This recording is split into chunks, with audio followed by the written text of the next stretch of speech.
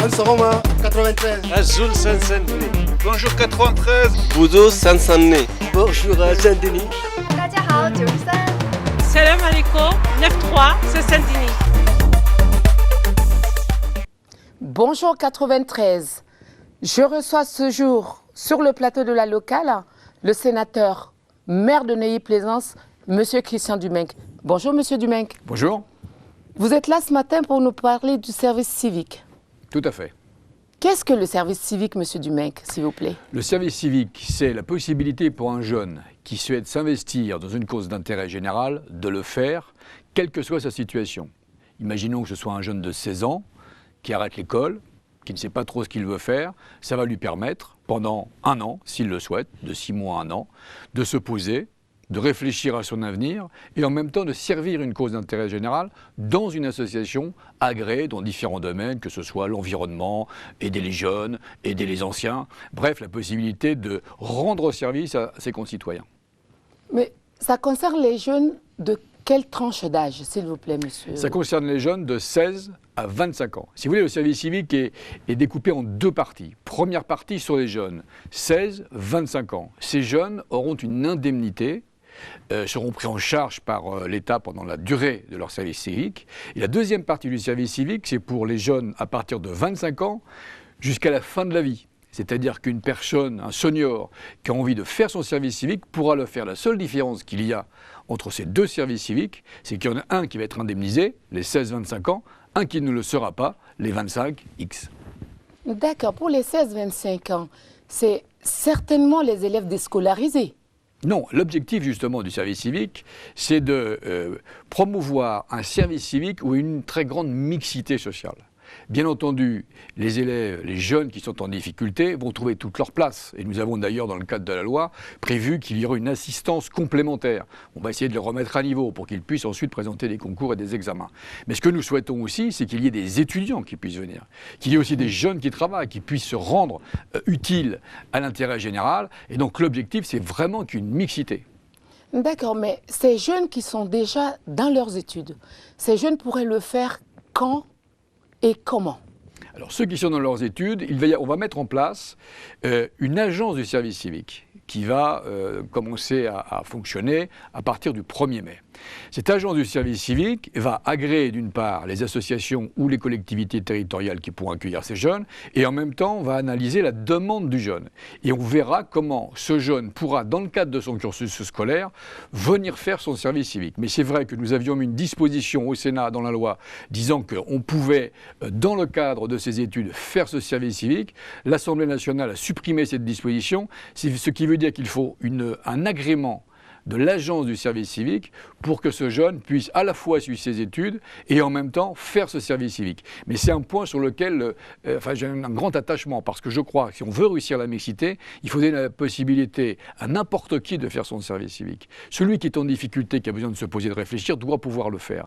Mais le jeune qui est étudiant dans n'importe quel domaine doit pouvoir aussi, en dehors de ses études, pouvoir s'investir pour le bien commun. Et donc il est très important que chaque jeune qui le souhaite puisse s'investir dans le service civique. Ce qui veut dire que pendant les vacances scolaires, les vacances de Pâques, de Noël ou les grandes vacances, les jeunes peuvent prendre l'initiative de venir faire le service civique.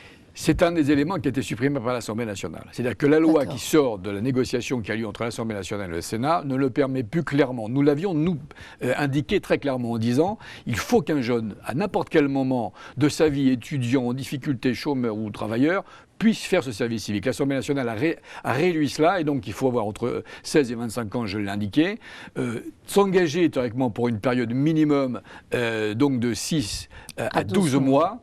Avec la possibilité, selon l'analyse du dossier qui sera faite par l'agence du service civique, de pouvoir faire, comme vous l'avez indiqué, soit pendant les vacances, soit le soir, selon l'association aussi qui sera agréée. Donc c'est une adaptation qui se fera après l'analyse de chaque demande et de chaque dossier. D'accord. Et dans quel but, en fait, pour ces jeunes-là? Dans quel but? Pour le futur, pour l'apprentissage du milieu, pour pouvoir les orienter, pour l'apprentissage d'un métier ou juste pour leur faire comprendre que l'on peut prendre goût au travail en exerçant dans une entreprise, parce que les entreprises, on n'en a pas parlé, monsieur le sénateur. Est-ce que les entreprises auront droit à l'agrément? Mais ce sont les collectivités et les associations qui sont concernées pour le moment. Et voilà, donc je vous laisse nous dire exactement comment ça va se gérer tout ça pour les jeunes. L'objectif, je répète, c'est de rendre service à ses concitoyens. C'est d'aider celles et ceux qui sont en difficulté en France, et quand j'ai les concitoyens ou les concitoyens internationaux, parce qu'on peut faire de la coopération décentralisée. Mais on a bien insisté sur le fait qu'il ne fallait absolument pas que ça vienne en concurrence avec un emploi. Il n'est donc pas question qu'un jeune, faisant son service civique, puisse le faire dans une entreprise. Qu'un jeune faisant son service civique puisse remplacer un agent de la fonction publique dans une ville, dans un conseil général dans une fonction d'État. C'est vraiment aider son prochain. Il ne doit pas y avoir de concurrence entre le service civique et l'emploi. Et l'agent du service civique va vraiment veiller à cela. C'est-à-dire que le jeune va venir, imaginons un jeune qui ne sait pas trop ce qu'il va faire. Il a fini sa première université, ça ne lui plaît pas, ou un jeune qui sort à 16 ans, ou qui est bachelier, mais qui ne sait pas trop quoi faire. Il va se poser donc pendant 6 mois ou 1 an. Il va avoir un formateur qui sera avec lui, qui va lui expliquer comment fonctionne l'association, mais qui va aussi réfléchir, s'il ne sait pas ce qu'il veut faire, à son avenir, qui va l'accompagner dans sa réflexion, qui va l'accompagner dans ses démarches. Mais ce seront toujours des démarches intellectuelles qui n'auront strictement rien à voir avec un emploi immédiat. C'est-à-dire que le service civique, ce n'est pas un stage. Le service civique, ce n'est pas un emploi. Le service civique, c'est par exemple, dans une association qui s'occupe de personnes âgées, rencontrer les personnes âgées, discuter avec elles, rompre leur solitude, mais ce n'est pas, par exemple, remplacer les aides à domicile. Ce n'est pas, par exemple, apporter les repas qui sont déjà pris en charge par les collectivités. Il faut bien faire la différence entre l'associatif et l'emploi. D'accord. Monsieur le sénateur, est-ce que ce service civique va être rémunéré? Comment les jeunes vont pouvoir se déplacer? Qu'est-ce qui est prévu pour eux en termes financiers? Ce qui est prévu dans les textes, c'est une indemnisation directement par l'État de 440 € à tous les jeunes. Une indemnisation par l'association ou la structure qui accueille de 100 € supplémentaires, ça fait 540 €. Plus 100 € qui seront affectés en fonction de la situation sociale. Vous parlez des transports selon la distance qu'il y a entre le lieu d'habitation et le lieu où se déroule le service civique. C'est-à-dire qu'un jeune, aujourd'hui, qui fera son service civique, pourra aller jusqu'à 640 €.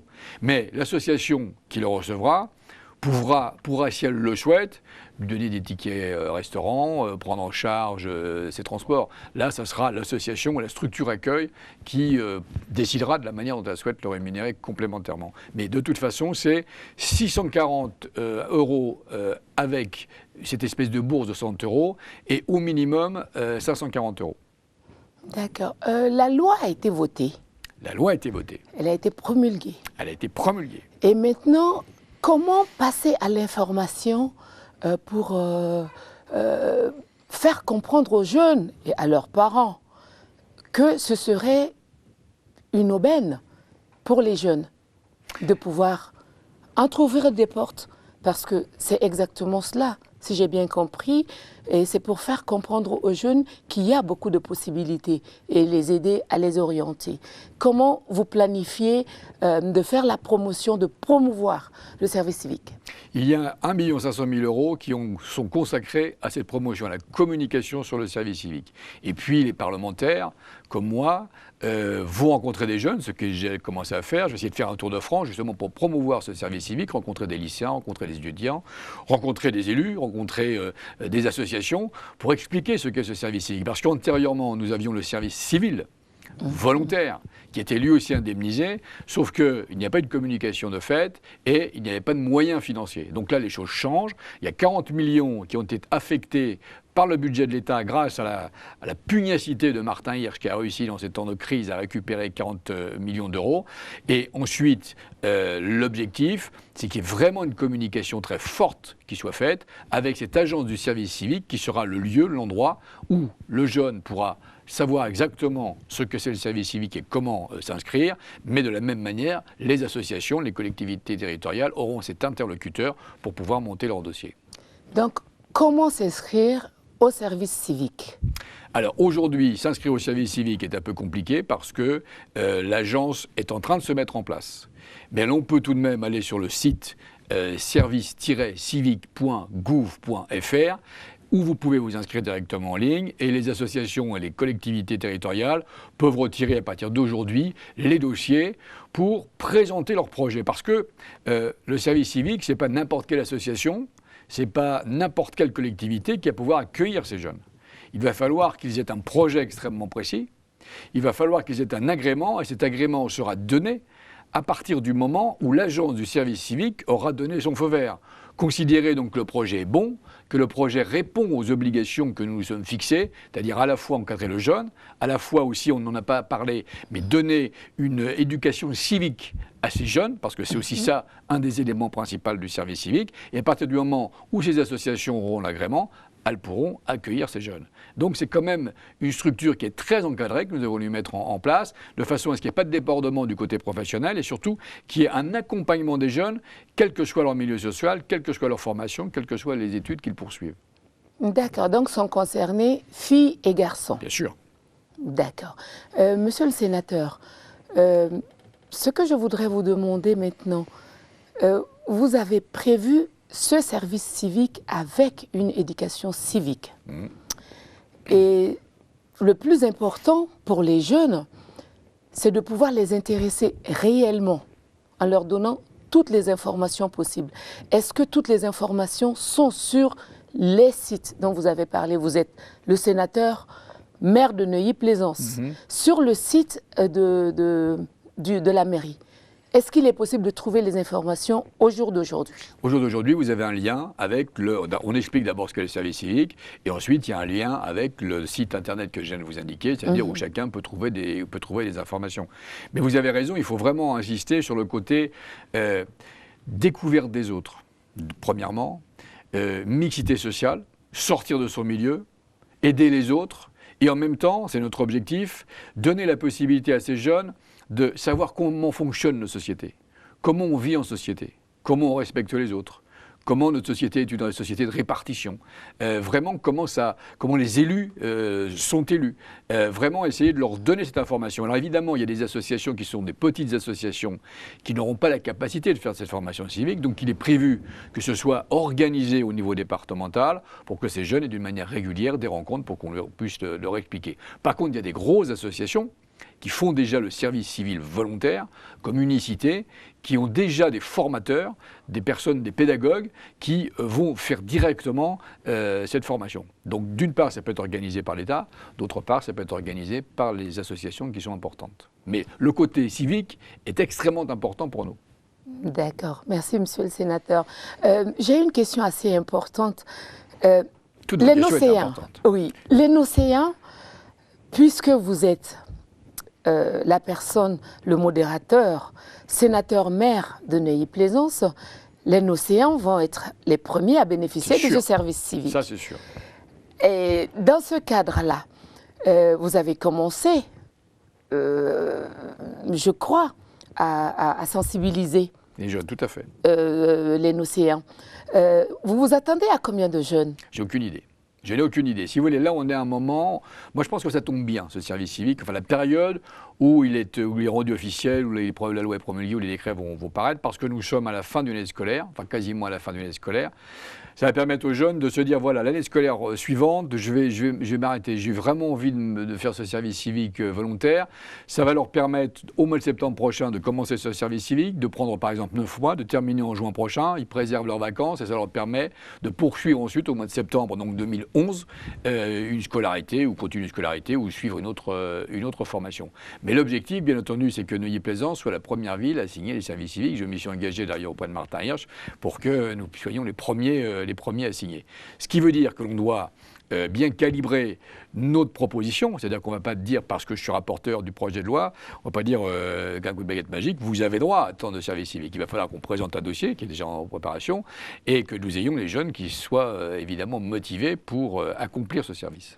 Donc, Neuilly-Plaisance sera la ville test, en quelque sorte. En quelque sorte, si vous voulez. Alors, si je le souhaite pour vous, il y a un succès incroyable. combien de jeunes pourriez-vous admettre? Aujourd'hui, à Neuilly-Plaisance, on imagine qu'on peut admettre une quinzaine de jeunes. Une quinzaine de jeunes. Mais ce qu'il faut préciser, c'est que la collectivité tout seul, la collectivité territoriale n'est pas seule, elle n'est pas isolée. C'est-à-dire que nous avons 2 projets sur le feu, comme on dit, mais si on a vraiment beaucoup de jeunes, je reviens sur les associations comme Unicité, parce que c'est la plus importante, c'est celle qui organise déjà le service civil. Cette structure a déjà des associations qui sont demandeurs de jeunes pour accomplir des services civiques dans d'autres domaines. Donc si nous ne pouvons pas absorber les demandes, ces structures pourront le faire puisqu'elles pourront offrir à ces jeunes d'aller dans une association pour aider les personnes âgées, pour protéger l'environnement, etc. Donc il y a une possibilité sur la totalité du territoire français, sur la totalité de l'Hexagone, d'envoyer des jeunes qui voudraient faire le service civique. Et je précise aussi qu'il peut être accompli à l'étranger. Ah, alors c'est une question que j'avais parce que s'il y a des jeunes qui... j'ai vu qu'il y a d'autres projets qui amènent des jeunes à l'étranger. Ils en reviennent d'ailleurs changés, avec un esprit positif. Et ça doit être forcément des sociétés agréées ici qui peuvent les accompagner ou est-ce que les coopérations dans le cadre de la coopération bilatérale, les coopérations en Afrique ou dans d'autres pays pourraient faire une demande et recevoir l'agrément pour accueillir les jeunes? Mais je vais dans le sens que vous indiquez. Avant qu'il y ait le service civique, nous avions à Neuilly-Plaisance mis en place un système de coopération avec Madagascar. Et vous avez raison, nous avons envoyé dans un premier temps 8 jeunes qui étaient vraiment en très grande difficulté. Il y en a un certain nombre qui avaient été condamnés, etc. Nous les avons formés dans les services de la ville, et ça c'était pris en charge complètement sur les fonds de la ville. Il n'y avait pas de service civique à l'époque. Ils sont partis à Madagascar, ils ont réhabilité une maternité, un dispensaire. Ils sont restés 3 mois. Ils sont revenus. Ces jeunes, comme vous l'avez indiqué, avaient complètement changé. Ils se sont aperçus. Ils se sentaient mal dans la cité où ils étaient, que finalement, ailleurs, même s'il y avait du soleil, il y avait des conditions qui étaient dramatiques, où des gens mouraient de dysenterie, où il y avait des personnes qui ne mangeaient pas leur faim. Ils se sont aperçus aussi qu'avec le peu de connaissances qu'ils avaient, ils arrivaient tout de même à aider des personnes qui étaient en plus grande difficulté qu'eux, notamment en créant cette maternité. Ils sont revenus complètement changés et ils sont restés dans les services communaux, on les a aidés à avoir des CAP plombiers, charpentiers, etc. Et aujourd'hui, on a 80% qui sont rentrés normalement dans la vie de tous les jours, c'est-à-dire qu'ils travaillent, ils ont une vie sociale, certains sont mariés, ont eu des enfants. Donc je crois beaucoup à ce service civique et je crois beaucoup à ça. C'est-à-dire pour ceux qui ont vraiment des difficultés, mais comme pour les autres, mais notamment ceux qui ont des difficultés, aller à l'étranger, voir autre chose. Ça leur ouvre l'esprit et puis finalement, ça leur permet ensuite de pouvoir repartir pour ceux qui ont des difficultés d'un meilleur pied.